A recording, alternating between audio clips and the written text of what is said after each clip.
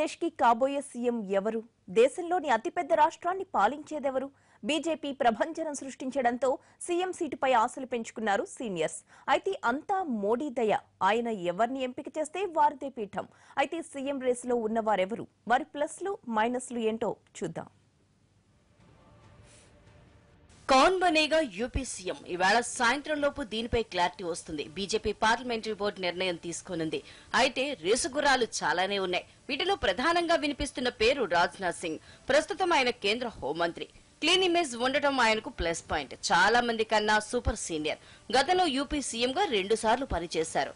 BJP జాతీయ అధ్యక్షుడిగా వ్యవహరించారు. ఆర్ఎస్ఎస్ మద్దతు పుష్కలంగా ఉంది. ఠాకూర్ సామాజిక వర్గానికి చెందిన వ్యక్తి. రాజ్నాథ్ మైనస్ పాయింట్లు చూస్తే ఆయన కేంద్ర కేబినెట్ లో నెంబర్ 2గా ఉన్నారు. ఢిల్లీ నుంచి లక్నోకు ఆయన్ని పంపకపోవచ్చు, లేదా ఆయనే వెళ్లకపోవచ్చు. ప్రస్తుతం బీజేపీ హైకమాండ్ అనే ఇమేజ్ ని ఎంజాయ్ చేస్తున్నారు. యూపీకి వెళ్తే అది చేజారిపోతుంది. స్థానిక లీడర్ల నుంచి వ్యతిరేకత ఉంది.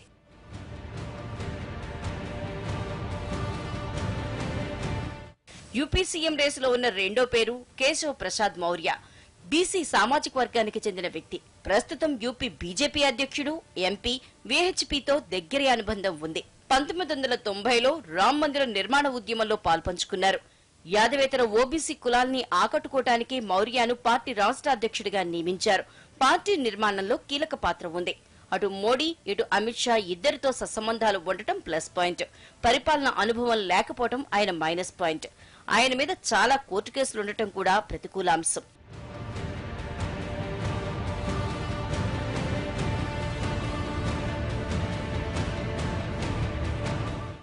యూపీ సీఎం పీఠాన్ని అధిరోహిస్తారని ప్రచారం జరుగుతున్న మూడో వ్యక్తి మనోజ్ సిన్హా. 3 సార్లు ఎంపీ. ప్రస్తుతం మోడీ కేబినెట్ లో టెలికాం మంత్రి. ప్రధానికి అత్యంత దగ్గర వ్యక్తి. మోడీ సొంత నియోజకవర్గం వారణాసిలో పనులన్నీ ఆయనే చూస్తున్నారు. పరిపాలనా అనుభవం, క్లీన్ ఇమేజ్ ఉండటం ఆయనకి అనుకూలించే అంశం. భూమిహార్ సామాజిక వర్గానికి చెందిన వ్యక్తి. యూపీలో చాలా తక్కువ మంది ఆ కులస్తులు ఉన్నారు. సామాజిక సమీకరణాల్లో చూస్తే ఆయనకు అది మైనస్ పాయింట్. పెద్ద డైనమిక్ లీడర్ కూడా కాదు. యూపీతో పాటు ఉత్తరాఖండ్ లో కూడా బీజేపీ సునామీని సృష్టించింది. 70 స్థానాల్లో 57 సీట్లు కైవసం చేసుకుంది. మరి దేవభూమిగా పేరుగాంచిన ఉత్తరాఖండ్ కు ఎన్నికల ముందు ఎన్నో హామీలిచ్చారు మోడీ. వాటిని నెరవేర్చడానికి వారధిగా పనిచేసే సీఎం అభ్యర్థి కోసం వేట మొదలుపెట్టింది అధిష్టానం. ఉత్తరాఖండ్ సీఎం రేస్ లో బీసీ ఖండూరి పేరు ప్రముఖంగా వినిపిస్తోంది. సీనియర్ లీడర్ అయిన ఖండూరికి క్లీన్ ఇమేజ్ ఉంది. అయితే 82 ఏళ్ల వయసు ఆయనకు మైనస్. 2012లో ఓటమికి ఆయనే బాధ్యుడిని చేశారు పార్టీ పెద్దలు. అయితే ఓ అవకాశం ఇవ్వొచ్చనే వాదన కూడా ఉంది. దీర్ఘకాలం కాంగ్రెస్ లో ఉండి ఎన్నికల ముందు బీజేపీ తీర్థం పుచ్చుకున్న విజయ్ బాహుగుణ పేరు కూడా పరిశీలనలో ఉన్నట్లు తెలుస్తోంది. బీజేపీ సీనియర్లకు ఆయన గట్టి పోటీ ఇస్తున్నారు. ఆయన చేరిక వల్లే బీజేపీ సునామీ సాధ్యమైందన్న వాదన ఉంది.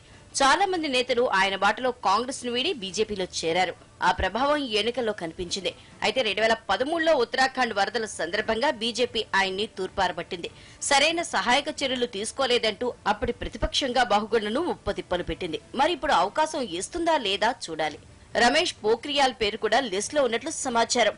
2009 నుంచి 2011 వరకు ఆయన ఉత్తరాఖండ్ సీఎంగా పనిచేశారు.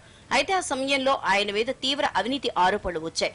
అదే పోఖ్రియాల్ కు ప్రతికూలాంశం. మాజీ సీఎం భగత్ సింగ్ కోషియారీ పేరు కూడా పరిశీలిస్తున్నట్లు సమాచారం. ఉత్తరాఖండ్ ఏర్పడిన తర్వాత మొట్టమొదటి పార్టీ ప్రెసిడెంట్ ఆయనే.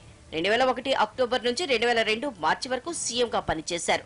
74 ఏళ్ల వయసు రీత్యా ఆయనకు అవకాశం వస్తుందా లేదా అనేదే డౌట్. సీఎం రేసులో ఉన్న మరో పేరు అజయ్ భట్. ప్రస్తుతం రాష్ట్ర పార్టీ అధ్యక్షుడు, ప్రతిపక్ష నాయకుడు, పార్టీకి యువ కిరటం. మైండ్ గేమ్ లో దిట్ట. సీనియర్ల యుగోల్ని కూడా సహోద్య చేసుకుంటూ ఆ ప్రభావం పార్టీ మీద, ఎన్నికల మీద పడకుండా చూసుకున్నారు. కాంగ్రెస్ నుంచి వచ్చిన వారికి టికెట్లు ఇచ్చారంటూ పెద్ద ఎత్తున కార్యకర్తల్లో అసంతృప్తి చెలరేగినా వారిని కూల్చేసి ఎన్నికల్లో గెలుపు వైపు నడిపించారు.